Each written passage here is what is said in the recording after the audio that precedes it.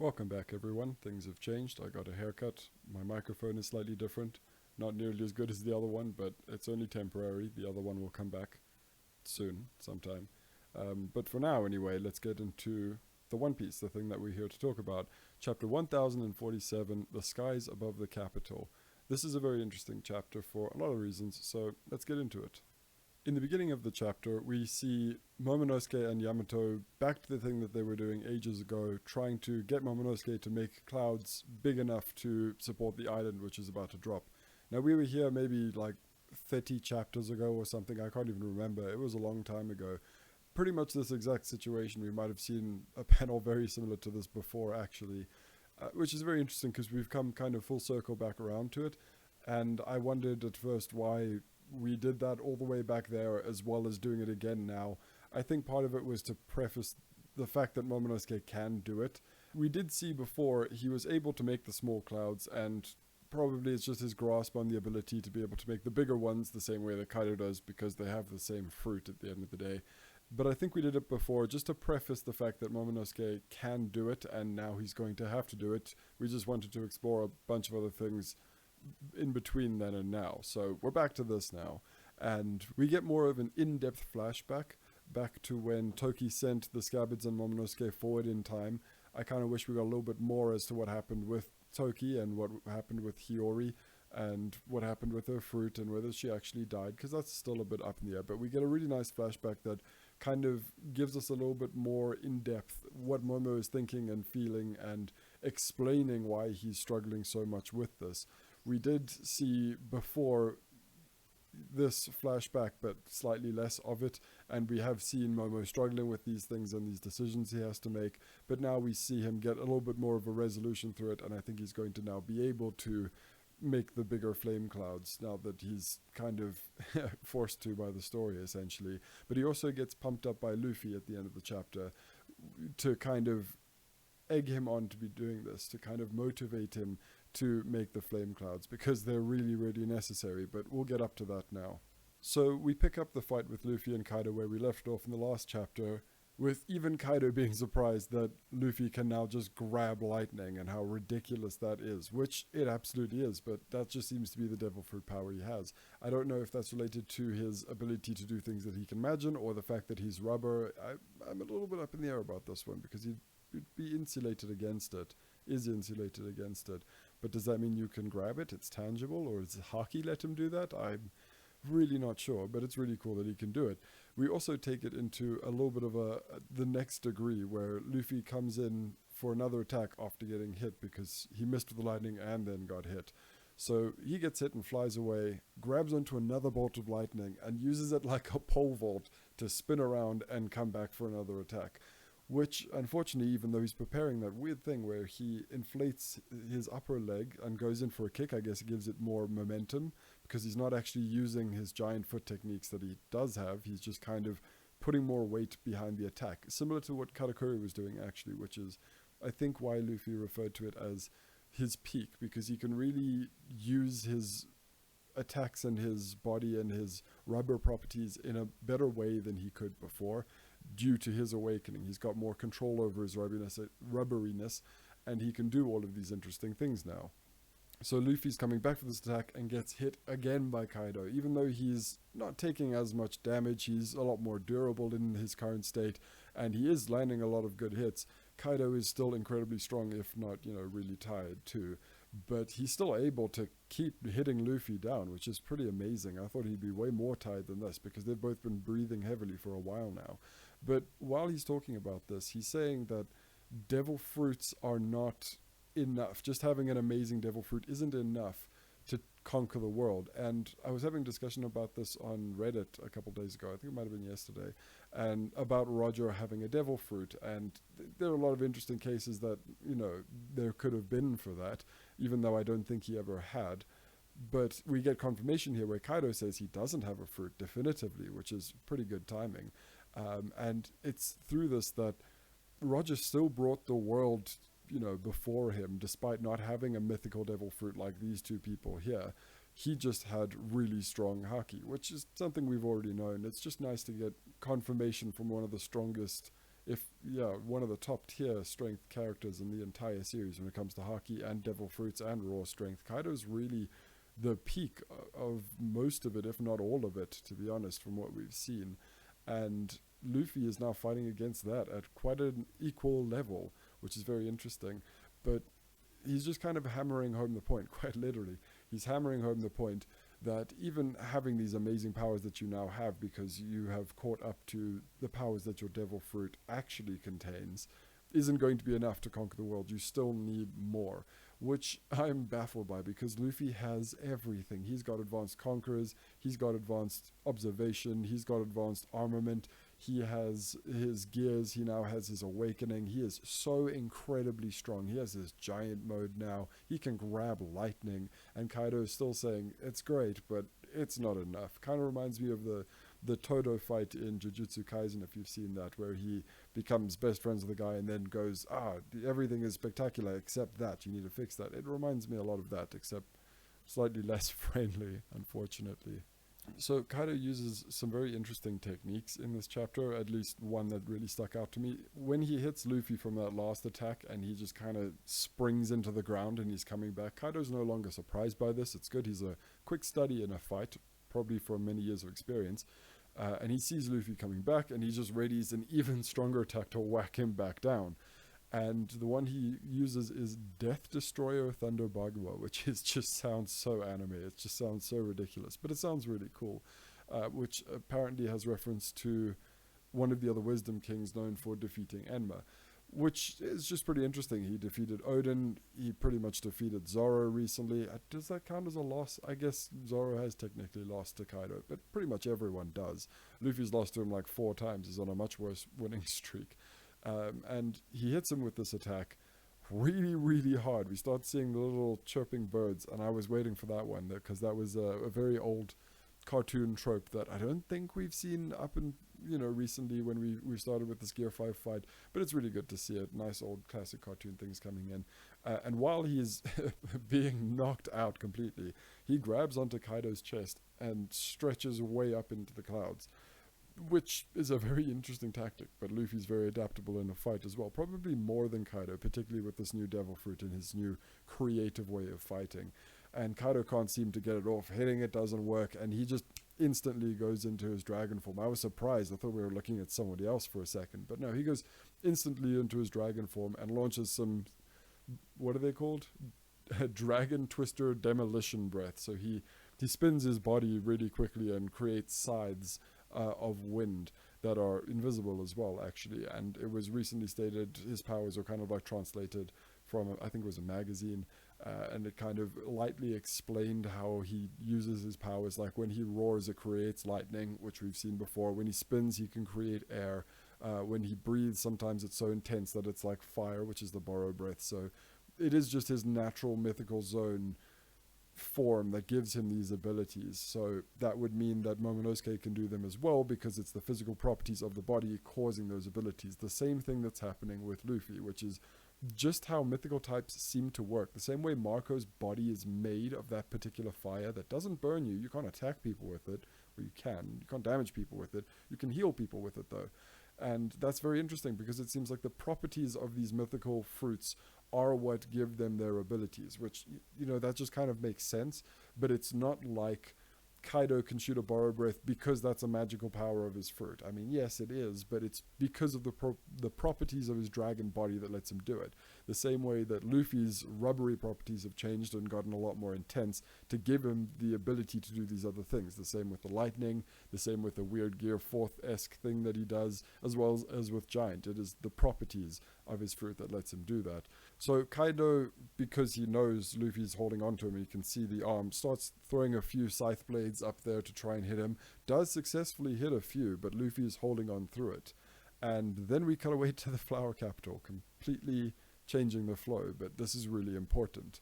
So the Fire Festival is finally coming to an end, and they're starting to launch those sky lanterns, paper boats, those things into the air, which is a thing we talked about so long ago first that I got really confused about. Okay, they're setting them up, that means they're going to launch them now, and then we saw them later getting them really ready to go, and now they're actually sending them off. So it kind of really just explains how short of a time frame all of this is happening in, because we have a very different perspective on it, cutting away to all of these different things, and the fight and Luffy dying and coming back and all of that happens in relatively a very short amount of time, in line with the Fire Festival. So all of the people at the Fire Festival are launching these lanterns and making their wishes, which in a story writing sense just kind of means please take down Kaido. That's kind of, there's a lot of things involved to it. There's factories and the pleasures and the gifters and the calamities and Orochi and Kaido and all of Onigashima existing and Big Mom being there. There's a lot of things to tie together, but in essence, most of the wishes coming out of this place are to fly up to the ones who have died, the ones who have departed, and to grant them their wishes. Now, that's very interesting because they're sending them up to where Onigashima is about to fly in, and what Oda has been setting up for this whole section of the manga is really going to come to fruition very, very soon. We've had the countdown of a few minutes for Onigashima reaching the capital. We've had Momonosuke trying to slow it down to give us more time, and now he's going to have to catch it before it actually drops. And it's very interesting because this has been happening for a long time, months, our time, to experience all these things and get all this information. But now that we've come to this point, if you reread, you kind of get a different scale of it, and you can go through it much quicker and have a very different sense of time than we do reading it weekly, which is one of the important differences between reading in bulk and reading week to week, where you have huge gaps, sometimes 2 weeks, sometimes 4 weeks in between your chapters. So they are sending all their wishes up, not really knowing that Luffy is the warrior of liberation, literally the guy who does this, is right there completing their wish as they send these up. And there were many points in the story where the whole raid will fail thing came up, and I really don't think that's going to be much of a thing.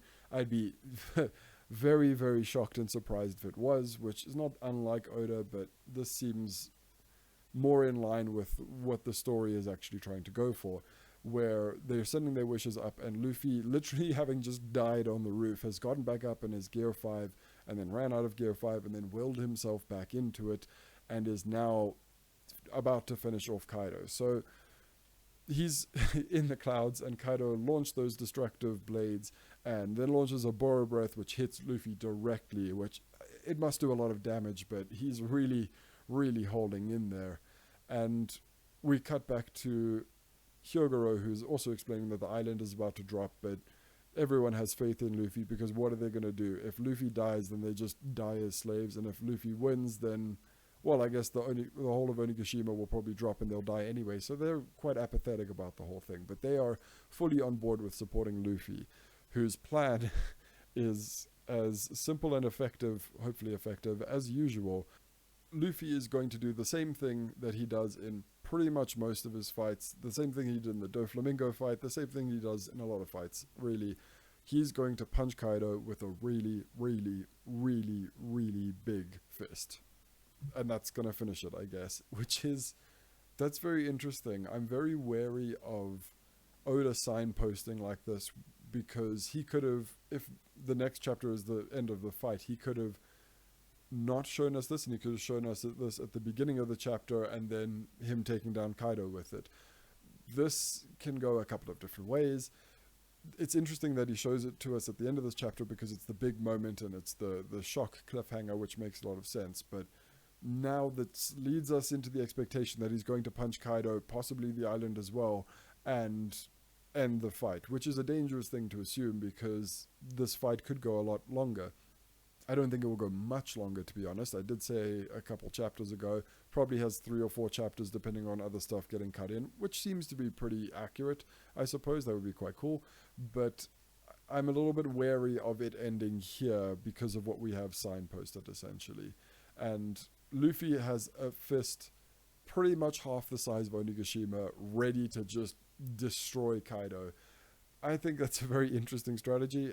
It's pretty much what Luffy usually does, as I said, and I don't know if Kaido can dodge it, to be honest. He's got future sight. He can obviously see it coming. He can see it here in this chapter already. He doesn't seem very phased. He does not look worried about it at all. Maybe he's just going to move out the way and Luffy will destroy Onigashima is his plan, or I really don't know. Can he maybe grab Onigashima or grab Kaido and rubberize them? Grabbing Kaido and making the whole body rubber probably wouldn't help but his fist is probably big enough to grab Onigashima, make it squishy, and then like drop it down. I highly doubt he'll do that, but you honestly never know with Oda. So there was also the thing with Ibi and Apu earlier where he was trying to break down the wall and Apu was being terrible about it. I think that was in one of the previous chapters. I just kind of did a quick reread to do this chapter a little bit better. And with the water washing through a river that hasn't reached there, one of the other things that it can do is if Apu isn't an idiot and Ibi ignores him and breaks down the wall, which would be very helpful, then the water would probably be able to rush down into the armory, which is, the path that Yamato had to go through. Yeah, Yamato and Drake was there at the time. Yamato went through there, broke down that other door, and went down into the armory, which then had a hole pierced through it, and the whole fire bomb spirit thing happened. Spirit bomb? Whatever. And so if we have the logical conclusion of that, him breaking down the wall, the water can flood through, nobody else is in the basement, all the bombs are frozen, the bombs will get washed down the hole and leave through the bottom of Onigashima and blow up down there somewhere, hopefully. I don't know how this would really go because there's a hole all the way through Onigashima, so it would definitely reach the bombs anyway. Maybe it'll reach it a little bit quicker, I don't really know about that, but I'm not really sure what the plan is here because there was a lot of people in that water too. Usopp got caught up in that, and so did Hamlet, and a lot of people got caught up in it. And are they going to just go out the bottom of Onigashima? I'm unsure if we're going to have to seal that or anything like that. There's a lot of open-ended things here that will very quickly get resolved. The same way that Orochi, the water could come in and douse him. Yeah, I'm not really sure how that'll go. Maybe Denjiro will make his play now and cut his head off because I don't think Denjiro's really gotten a good chance. I think he cut off one of his heads back then when the Scabbards did. And it's also very interesting that Orochi only seems to appear with one head here, which is very strange because, we've seen him get his heads chopped off before. I don't think we ever saw the full amount again, and then he got like 5 more heads cut off. So maybe he is just down to the one head other than his normal head. Maybe he can just turn into a single-headed Hydra. It doesn't have to be all 7 all the time. But now he's in his Hydra form, his mythical Orochi form, and he is completely on fire, and Hiyori looks quite scared. Honestly, that makes sense. I don't think she's trained with the sword much, but it just seems a little bit weird. It seems like a suspenseful moment that is just supposed to lead us to believe something terrible is going to happen when we know it's not, which that's kind of a normal thing. But Denjiro is going to come in, or the water's going to come in, or Hiyori's going to say, psych, and cut him down. One of these things is going to happen. I honestly would have thought that maybe she'd bring more than one sea stone nail, but now that I think about it, if she used the sea stone nail, and she did it very carefully, or very strangely, then she doesn't have a devil fruit because she wouldn't have been able to pick it up. So I guess that might be a thing. But yeah, gonna have to delve into a couple of these things and see where they're gonna go, maybe for the next chapter, because we've got another break this week, unfortunately, but it gives us some time to kind of look at what's happening and kind of put things into context, so that's nice.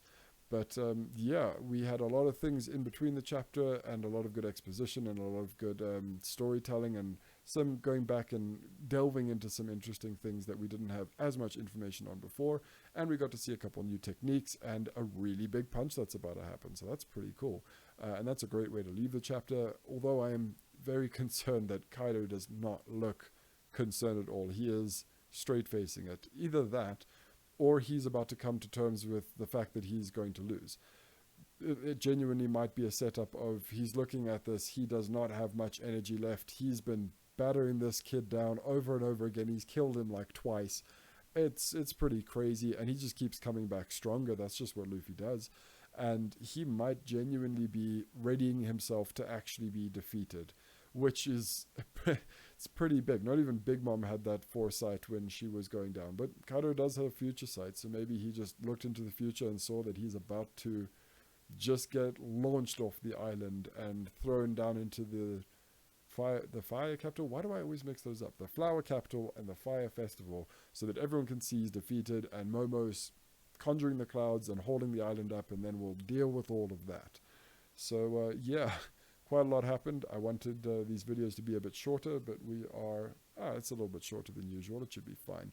But we are, starting to get to some really big points of the story and some very interesting goings on here. And I'm excited to see how it concludes this fight.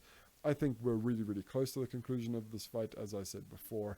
but we're really starting to ramp up now. We're starting to see the big techniques. I cannot wait to see what this Giant Fist is called. I really hope it's not just called Giant Fist or something like that, especially with the armament over it and the Conquerors, and it's going to hurt a lot if it hits Kaido, and I'm assuming it will hit Kaido. I'll be very sad if it doesn't, but I guess we'll have to see in the next chapter. So yeah, that'll be it for me today. Cheers.